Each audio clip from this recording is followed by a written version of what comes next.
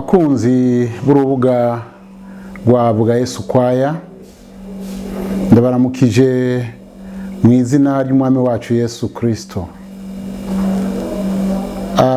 Nagomba ndabatangarize inkuru nziza.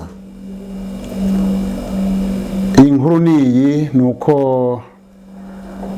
guhera ubu urubuga rwa Vuga Yesu Kwaya tugiye kuruhindura tugwagure kugira ngo rubu urubuga rwagutse.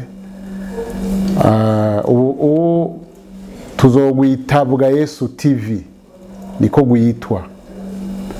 Hanyuma imvo nyamukuru itumye ruhinduka niyi, nuko tugomba kugwagura mu buryo bwo kwagura ibiganiro.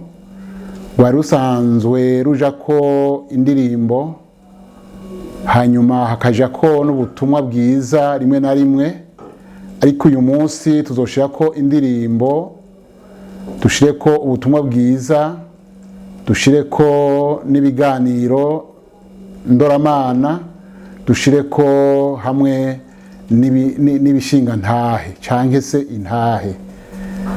Iyo niyo mvo nyamukuru itumye duhindura urwo rubuga. Tubifurije umugisha w'Imana, mukomeze kugubwa neza, Imana ibahezagire.